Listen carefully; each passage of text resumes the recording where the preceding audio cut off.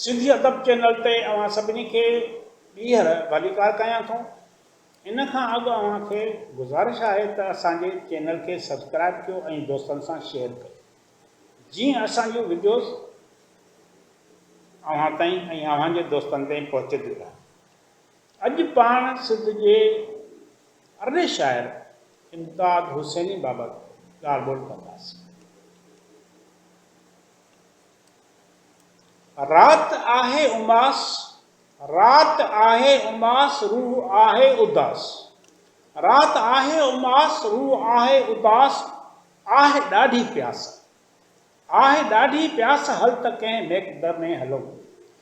आहे ॾाढी प्यास, हल त कंहिं मेघदे में हलूं। चंड निकिरे नथो, यार विसरे नथो, वक़्तु गुज़रे नथो। चंड निकिरे नथो, यार विसरे नथो, वक़्तु गुज़रे नथो, हल त कंहिं मेघदे में हलूं। सागरनि में भरियूं मुरकंदियूं जल परियूं, सागरनि में भरियूं मुरकंदियूं जल परियूं, घर हली छा करियूं, हल त कंहिं मेघदे में हलूं। हिननि ख़ूबसूरत सिटुनि जो ख़ालिक इमदाद हुसैन,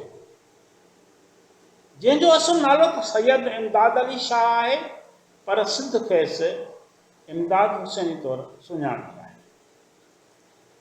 संदसि जनम 10 मार्च 1940 ते ट्रखड़ में थियो। पाण प्राइमरी तइलीम ॻोठ जे मकतब मां हासिल कयईं। मैट्रिक नूर मोहम्मद हाई स्कूल हैदराबाद ऐं इंटरमीडिएट सज्जल सरमस्त कॉलेज हैदराबाद मां करे BA ऑनर्स ऐं MA सिंधी में सिंध यूनिवर्सिटी मां डिग्री हासिल कई। शागिर्द वारे अरसे में सिंधी डिक्शनरी ऑफिस ऐं सिंधी लोक अदब रिथा में पार्ट टाइम तौरु नौकरी कयईं।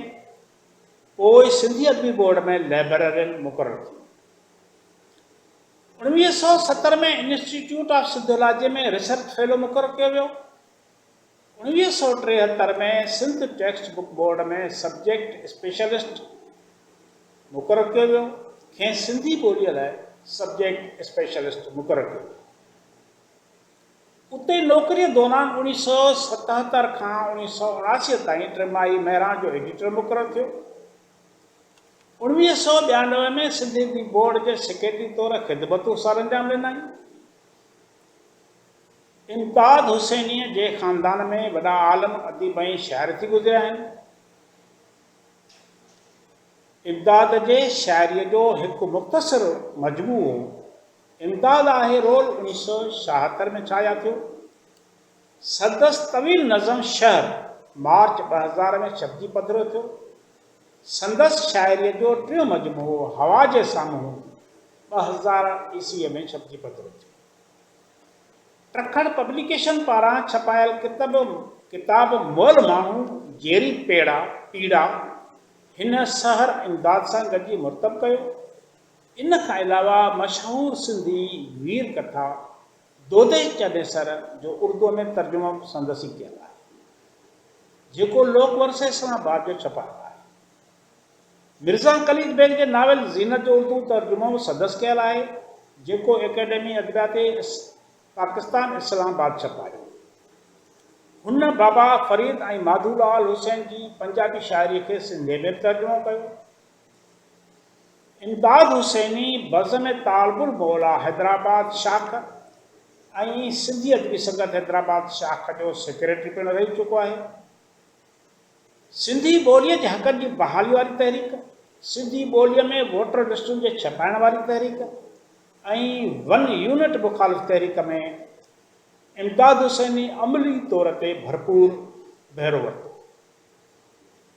इमदाद हुसैनीअ सांवल जे नाले सां कहाणियूं बि लिखियूं। रेडियो लाइ नाटक, कहाणियूं ऐं गीत बि लिखिया आहिनि। रेडियो जे मक़बूल प्रोग्राम जहिड़ा गुल गुलाब जा अक्सर स्क्रिप्ट संदसि लिखियल। इमदाद हुसैनी टेलीविज़न लाइ गीत ऐं नाटक पिणु लिखिया आहिनि। हिन फिल्मुनि लाइ बि गीत लिखिया, जिन मां कुझु फिल्मूं हीअं आहिनि: धरती लाल कुंवर, सजण साईं, हाज़ुर साईं, जानी अड़ा। 2000 ईस्वी में Imdad Hussaini Sindh textbook board में रिटायरमेंट वरिती। उनखां पोइ बि कॉन्ट्रैक्ट ते कुछ अर्सो हुते सब्जेक्ट स्पेशलिस्ट जे हैसियत में कमु कंदो रहियो। 2004 खां 2006 ताईं सिंधी अदबी बोर्ड जे 3 रिसालनि टिमाही महराम, माहवार सर्तियूं ऐं गुलफुल जो चीफ एडिटर बि रहियो। उनखां पोइ कुझु अर्सो हुते चीफ पब्लिकेशन ऑफिसर पिणु रहियो। इमदाद हुसैनी सिंधी अदबी board J board of governors जो मेंबर पिणु रही चुको आहे। हिन पंहिंजे अदबी ख़िदमतुनि एवज़ केतिरा ई एवार्ड पिणु हासिल कया आहिनि, जिन में तुलू प्राइज़, तालबुल मौला एवार्ड, नारायण श्याम एवार्ड, तुमगाए इम्तियाज़ ऐं जोश भली आबादी एवार्ड शामिल।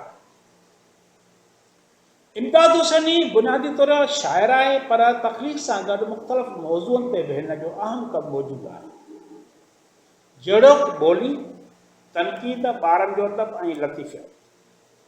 इमदाद हुसैनी सिंधी लैंग्वेज अथॉरिटी जे इनसाइक्लोपीडिया सिंधियाना ऐं शाह अब्दुल लतीफ़ भिटाई चेयर, कराची यूनिवर्सिटी जे इनसाइक्लोपीडिया शाह अब्दुल लतीफ़ भिटाई जहिड़ियुनि अहम रिथाउनि जे एडिटरनि वारे सत में बि शामिल कयो आहे।